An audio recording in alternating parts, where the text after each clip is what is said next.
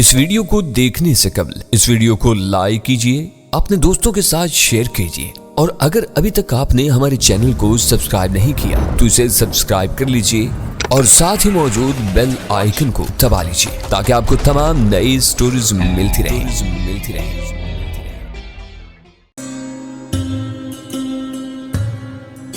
और इंसानी कदमों के निशानात ने मेरे अंदर जबरदस्त तजस्सुस पैदा कर दिया था। मैंने चश्मे के आसपास और दूर दूर तक नजरें दौड़ाई। मुझे इंसानी झलक दिखाई नहीं थी। कदमों के निशानों को गौर से देखने से साफ मालूम होता था कि वो ताज़ा निशानात हैं। मैं निशानों को और ज्यादा गौर से देखा। ये काफी बड़े बड़े पैरों के निशानात थे जिनसे इस बात का अंदाजा लगाया जा सकता था कि जिस शख्स के कदमों के ये निशानात हैं वो कोई भारी भरकम और तनोमंद आदमी है। मैं काफी देर तक घास पर लेटा रहा। ठंडी हवा के फरहत बख्श झोंकों और माहौल की तरावत ने मुझे नींद की हसीन दुनिया में पहुंचा दिया और जब मेरी आंख खुली तो शाम का अंधेरा फैल रहा था। यकीनन सूरज के गरूब होने में अभी काफी देर बाकी थी, लेकिन दरख्तों की घनी छांव तले गरूब आफ्ताब से पहले ही अंधेरा हो गया था। जंगल में इस वक्त दूर दूर तक एक अजीब पुरस्रार सन्नाटा फैला हुआ था। इस सन्नाटे को तोड़ती हुई किसी वक्त किसी परिंदे की तेज आवाज फिजा में गूंज उठती। जवाब में जंगल के किसी और दूर दराज गोशे से एक और आवाज बुलंद होती। चंद घंटों तक आवाजों का तबादला होता रहता और उसके बाद एक बार फिर सन्नाटा तारी हो जाता। मैं आंखें मलता हुआ उठ बैठा और मैंने कदमों की इन निशानों पर दोबारा नजर डाली। किसी नए निशान का इजाफा नहीं हुआ था। इसका मतलब यह था कि वो शख्स दोबारा चश्मे की तरफ नहीं आया था। मुझे उम्मीद थी कि शायद रात होने से कबल वो शख्स दोबारा इस चश्मे के पास आए, लेकिन दरख्तों के नीचे गहरा अंधेरा फैल गया और वो नहीं आया। अब गरूब आफ्ताब का वक्त आ गया था। चिड़ियां बसेरा लेने की तैयारियां कर रही थीं और इनकी चहकार से सारा जंगल गूंज रहा था। मुझे ऐसा लग रहा था गोया मेरे सर के ऊपर हजारहा अक़साम के साज बज रहे हो, जिनकी मुख्तलिफ आवाजें आपस में गडमड होकर एक अजीबो गरीब सूती आहंग इख्तियार कर गई हों। मैं थोड़ी देर के बाद चश्मे के किनारे एक पत्थर पर जाकर बैठ गया और मैंने अपने पांव पानी में लटका दिए। शाम होने के साथ ही पानी बहुत ठंडा हो गया था। अब चिड़ियों ने चहचहाना बंद कर दिया था और वो अपने अपने घोंसलों में जाकर दुबक गई थी। मेरे पैरों को एक बेहद फरत बख्श खुनकी का एहसास हो रहा था और मैं अपनी बेपनाह और लामुतलाही यादों के समंदर में डूबा हुआ था कि अचानक मुझे एक अजीब सी आवाज सुनाई दी। बात यह है प्रोफेसर कि मैंने बेशुमार जंगलों में रातें और दिन गुजारे थे जो तरह तरह के जानवरों और दरिंदों और कीड़ों मकोड़ों से भरे हुए थे और मैं इन सब की आवाजें बाखूबी शनाख्त कर सकता था। लेकिन जो आवाज मैं सुन रहा था वो किसी जानवर की आवाज नहीं थी। मैंने अपने कान पूरी तरह आवाज पर लगा दिए।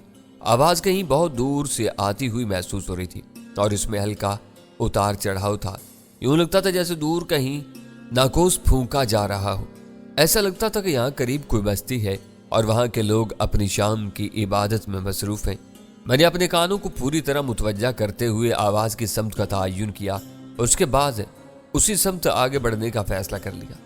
लेकिन अभी मैंने 2 कदम ही आगे बढ़ाए थे कि आवाज थम गई। वो जिस तरह अचानक उभरी थी उसी तरह अचानक गायब हो गई।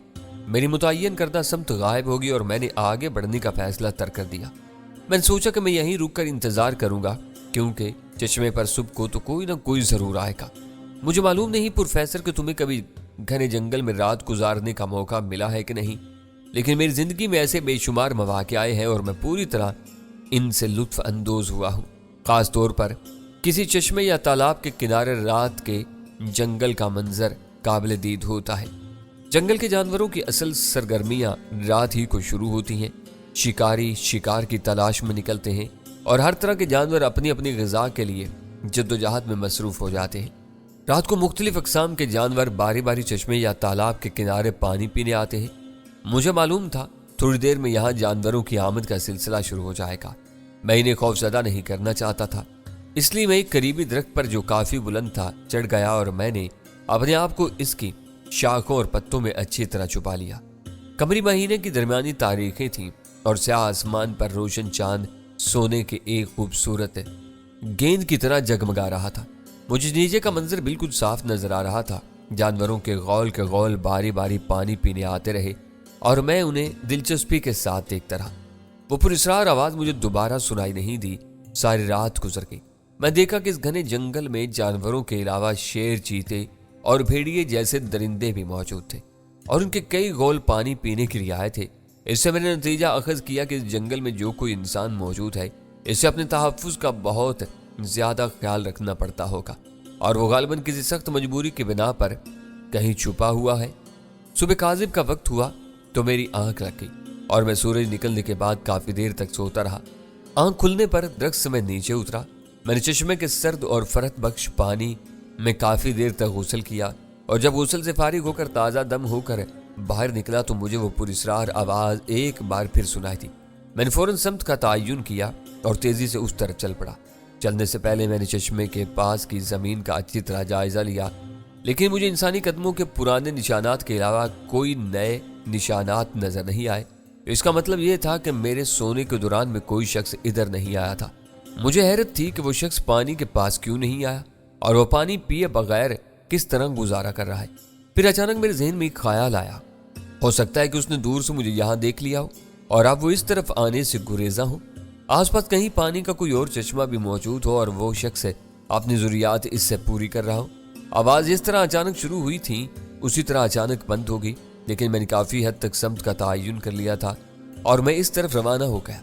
मैं अपने मुतय्यन करदा समत में बहुत दूर तक चला गया, लेकिन मुझे ना तो कोई इंसान नजर आया और ना कोई ऐसी निशानी जिससे किसी इंसान के वजूद का सबूत मिल सके।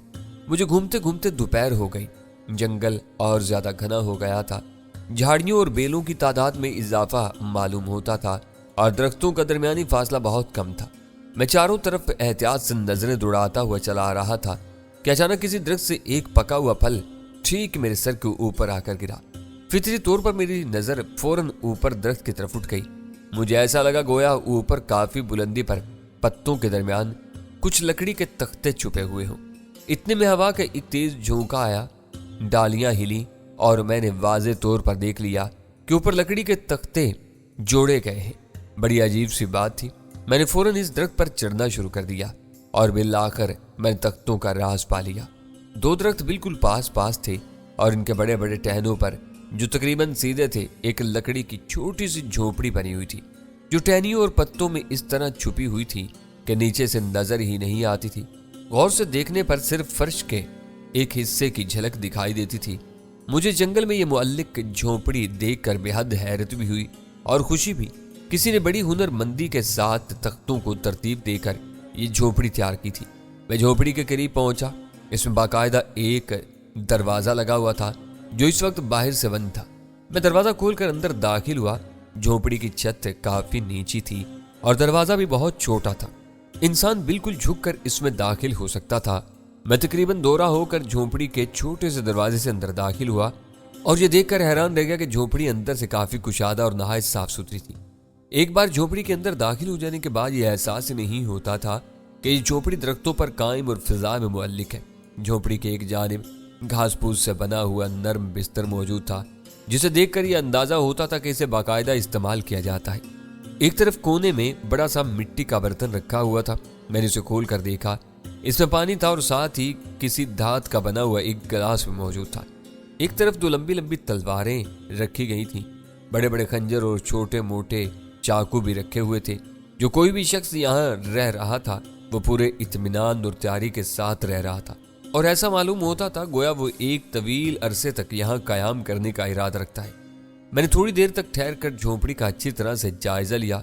बिलाशुबा ये झोपड़ी अंदर से इतनी बड़ी थी कि इसमें कम से कम 4 आदमी बड़े इत्मीनान से रह सकते थे। इसे वाकई बड़ी मेहनत और उम्दगी के साथ बनाया गया था। ताम ये बात जाहिर थी कि इसमें रहने वाला फिलहाल कोई एक ही शख्स था, क्योंकि बिस्तर एक ही था। मैं अंदर से झोपड़ी का मुआयना करने के बाद इसमें से बाहर आया और दरख्त से नीचे उतर आया। मैंने झोपड़ी की किसी चीज को हाथ नहीं लगाया था ताकि यहाँ के रहने वाले को मेरी आमद के बारे में कुछ मालूम ना हो सके। अब मुझे इत्मीनान हो गया था कि बिलाखिर मैंने इसी आदमी का पता दरियाफ्त कर लिया है जिसके कदमों के निशानात मैंने चश्मे के पास देखे थे। लेकिन पुरस्रार आवाज का अब भी राज बाकी था। हो सकता है उस आवाज का ताल्लुक इसी इंसान से हो। मैंने सोचा अब इसका पता चलाना मेरे लिए चंदा दुश्वार न था। मैं दरख्त से नीचे उतरकर आसपास के इलाके का जायजा लेने लगा। मैं झोपड़ी वाले दरख्त के महल्ले वकू को अच्छी तरह अपने जहन में बिठा चुका था। जंगल का ये हिस्सा بہت اندر تھا اور وہاں تک پہنچنے کے لیے میلوں تک کے گھنے جنگل کو پار کرنا ضروری تھا۔ صاف معلوم ہوتا تھا کہ اس علاقے کو جھونپڑی بنانے کے لیے خاص طور پر منتخب کیا گیا ہے، کیونکہ یہاں کسی انسان کے آنے کا سوال ہی پیدا نہیں ہوتا تھا۔ میں کافی دیر تک ادھر ادھر سیر کرتا رہا اور جھونپڑی والے درخت سے کافی دور نکل آیا۔ میں گھنی جھاڑیوں کی اوٹ میں تھا کہ اچانک مجھے اپنے سے کچھ فاصلے پر ایک خوفناک بھاؤں بھاؤں کی سی آواز سنائی تھی۔ میں نے پلٹ کر اس آواز کی طرف دیکھا۔ سیاہ رنگ کا ایک بہت بڑا ریچھ تیزی سے کسی پر جھپٹنے کی کوشش کر رہا تھا اور اپنے بھاری بھرپور پنجوں اور ڈیل ڈول بدن کو چلاتا ہوا آگے بڑھ رہا تھا۔ ابھی میری نظریں ریچھ کے شکار کو تلاش بھی نہ کر پائی تھی کہ اچانک وہی پراسرار آواز سنائی تھی۔ اب کی بار یہ آواز بالکل ہی قریب سے آ رہی تھی اور بڑے زور سے گونج رہی تھی۔ میں نے آواز کی سمت غور سے دیکھا۔ درختوں کے ایک جھنڈ کے پیچھے ایک انسان کھڑا تھا۔ میں اس انسان کے پورے جسم کو نہیں دیکھ پا رہا تھا کیونکہ وہ پتوں کی اوٹ میں تھا۔ میں صرف اس کی گردن سے اوپر کے حصے کو دیکھ سکتا تھا۔ اس نے دونوں ہاتھوں میں ایک بڑا سا سنگ پکڑ رکھا تھا جسے وہ اپنے منہ سے لگائے ہوئے پھپھڑوں کی پوری قوت کے ساتھ بجا رہا تھا۔ اس کوشش میں اس کی گردن کی رگیں بری طرح تن گئی تھیں، گال پھول کر کپا ہو گئے تھے اور چہرہ سرخ ہو گیا تھا۔ سنگ سے مسلسل تیز آواز نکل رہی تھی۔ ریچھ اس کی آواز سے خوف زدہ ہو گیا اور وہ وہیں رک گیا اور جلاتی ہوئی نظروں سے آدمی کو دیکھنے لگا۔ چند ثانیوں کے بعد وہ پلٹا اور بھد بھد کرتا ہوا گھنی جھاڑیوں میں غائب ہو گیا۔ ریچھ کے بھاگ جانے کے بعد ہی اس شخص نے سنگ کو منہ سے ہٹا لیا اور اس میں سے نکلنے والی آواز بند ہو گئی۔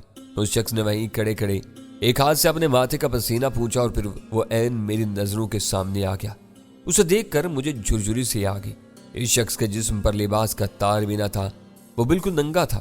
اس کے سر اور داڑھی کے بال اس قدر بڑے ہوئے تھے کہ اس کا اصل چہرہ ہی غائب ہو گیا تھا۔ اس کے ہاتھ کے ناخن حیوانوں کی طرح بہت لمبے لمبے تھے، یوں لگتا تھا جیسے انہیں کئی برس سے کاٹا گیا نہ ہو۔ اس کا جسم صحت مند اور ہڈیاں چوڑی چوڑی تھیں۔ اس کی داڑھی اور سر کے لمبے لمبے بال دھوپ میں چمک رہے تھے۔ اس کے بال سیاہ تھے جس سے میں نے اندازہ لگایا کہ وہ کوئی بوڑھا آدمی نہیں ہے۔ اس کا جسم بھی خوب کسا ہوا اور صحت مند تھا۔ اس کی کمر کے گرد گھاس کی بٹی ہوئی ایک موٹی سی رسی بندھی ہوئی تھی اور اس نے سنگ کو ایک پتلی سی رسی کے ذریعے اس موٹی سی رسی سے باندھ رکھا تھا۔ سنگ کو اس نے دوبارہ کمر سے لٹکا لیا، نیچے جھک کر کوئی چیز اٹھا لی۔ یہ تازہ شکار کیے ہوئے خرگوش تھے۔ مجھے اس کی کمر کی رسی سے بندھے ہوئے کئی ایک خنجر بھی نظر آئے۔ اب میں نے اس انسان کو بھی تلاش کر لیا تھا اور پراسرار آواز کا راز بھی اب مجھ پر منکشف ہو گیا تھا۔ میں خاموشی سے اس شخص کی حرکات و سکنات کا جائزہ لینے لگا۔ دونوں خرگوشوں کو ہاتھ میں اٹھائے ہوئے وہ اسی طرف چلنے لگا جدھر اس کی جھونپڑی واقع تھی۔ میں ایک خاص فاصلے سے نہایت احتیاط کے ساتھ اس کا پیچھا کر رہا تھا۔ تھوڑی دیر میں وہ جھونپڑی والے درختوں کے پاس پہنچ گیا۔ یہاں کر اس نے ایک جھاڑی کے پاس سے بہت سی سوکھی ہوئی لکڑیاں اٹھائیں۔ میں نے غور سے دیکھا تو معلوم ہوا کہ وہاں سوکھی ہوئی لکڑیوں کا ایک بہت بڑا ذخیرہ موجود ہے اور اس کے ساتھ بہت سے پتھروں کا ڈھیر لگا ہوا ہے۔ اس نے ان میں سے 2 پتھر اٹھا لیے اور اپنی جھونپڑی کے عین نیچے بیٹھ کر انہیں رگڑنے لگا۔ جلدی پتھروں سے چنگاریاں پیدا ہوئی اور خشک لکڑی نے آگ پکڑ لی۔ اس شخص نے اطمینان سے کنجر کے ذریعے خرگوشوں کی کھال اتاری، ان کے پیٹ چاک کر کے علائشیں صاف کی اور پھر انہیں اطمینان سے آگ پر بھوننے لگا۔ اس نے اب تک مجھے نہیں دیکھا تھا اور وہ بڑے اطمینان کے ساتھ اپنے کام میں منہمک تھا۔ میں جھاڑیوں کی آڑ لیتا ہوا اس کے کچھ اور قریب ہوا اور میں نے غور سے اس شخص کا جائزہ لیا۔ وہ زیادہ سے زیادہ 30 سال کا تھا۔ اس کا جسم صحت مند اور قد کافی لمبا تھا۔ اس کی شخصیت میں کافی کشش تھی۔ اپنے خد و خال سے وہ مشرقی نظر آتا تھا۔ میں نے سوچا کہ اب میرے لیے زیادہ دیر اپنے آپ کو اس کی نظروں سے چھپائے رکھنا مناسب نہیں ہے۔ میرا جذبہ تجسس پوری طرح بیدار تھا اور میں یہ جاننے کے لیے بے چین تھا کہ وہ کون ہے اور اس نیم تاریک جنگل میں تنہا کیا کر رہا ہے۔ میں جھاڑیوں اور بیلوں کی آڑ سے نکل کر اچانک اس کے سامنے آ گیا۔ اس کی نظر مجھ پر پڑی تو اس کے منہ سے حیرت اور خوف کے مارے ہوئی ایک چیخ نکل گئی اور اس کا ہاتھ بے ساختہ کمر کے گرد بندھی ہوئی رسی میں لگے ہوئے خنجر پر پہنچ گیا۔ دوسرے لمحے چمکتا وہ خنجر اس کے ہاتھ میں تھا، لیکن اس نے وہ خنجر ابھی میری طرف نہیں پھینکا تھا۔ اس کے چہرے پر حیرت اور خوف کے سائے پھیلے ہوئے تھے۔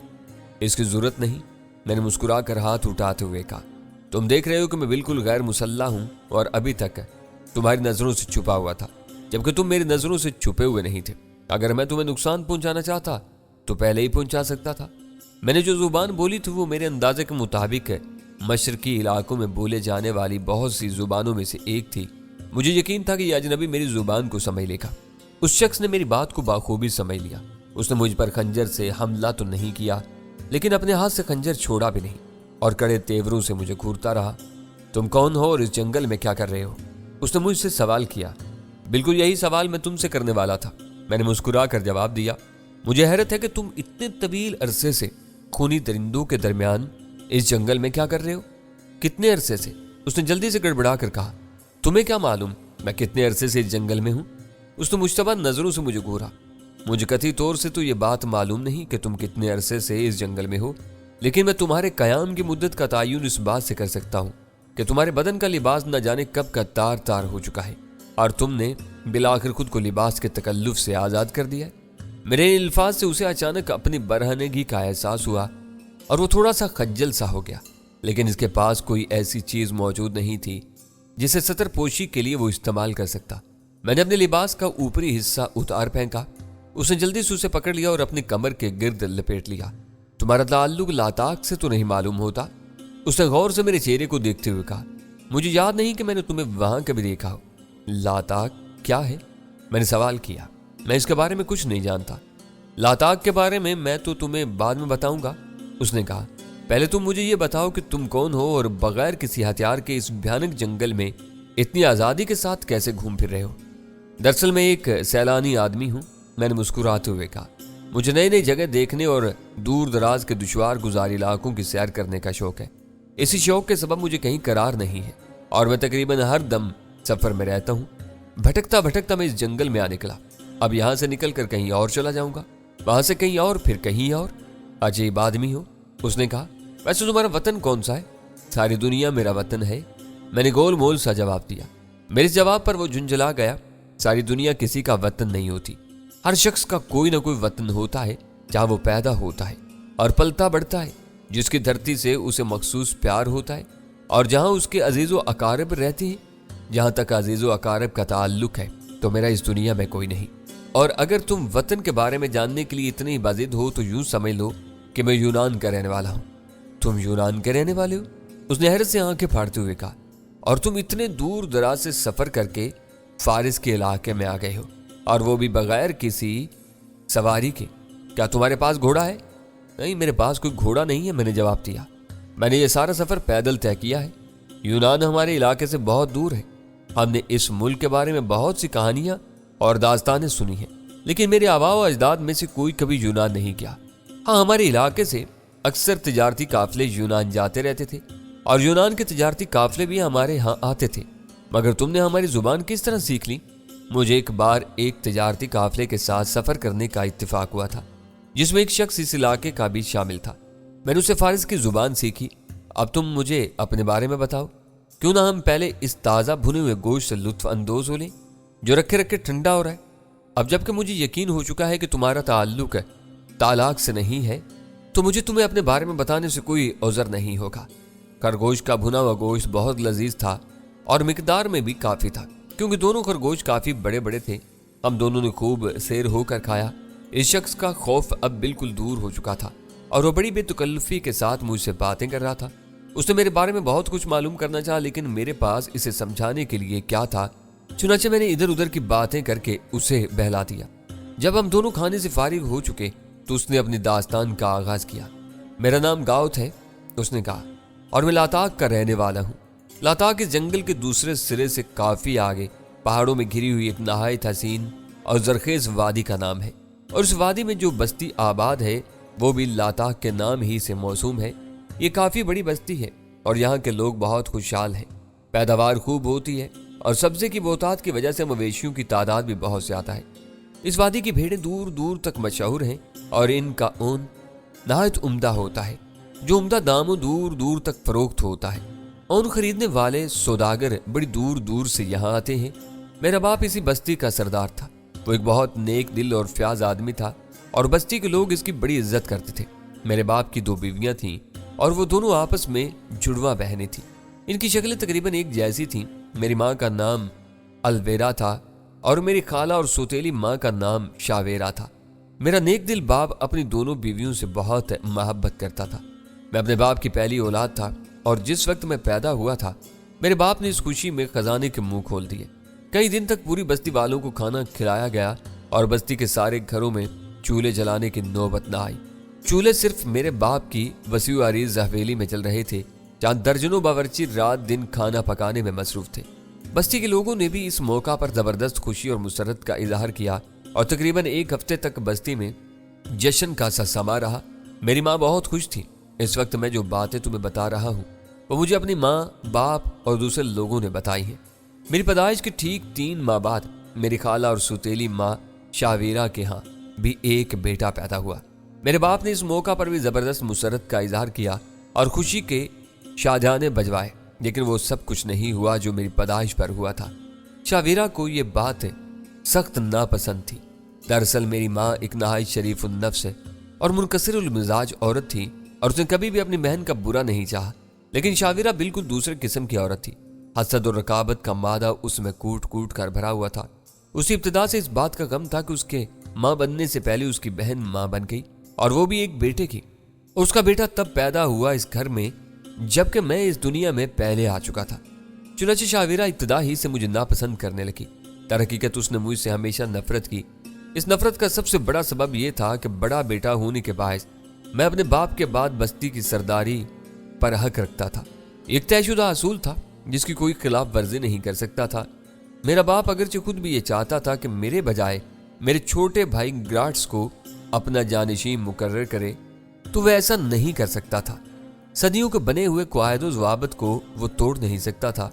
एक दिलचस्प बात यह थी कि जैसे जैसे मैं और मेरा भाई ग्राट्स बड़े होते गए, ये साफ नजर आता गया कि हम दोनों की शक्लें तकरीबन बिल्कुल एक जैसी हैं।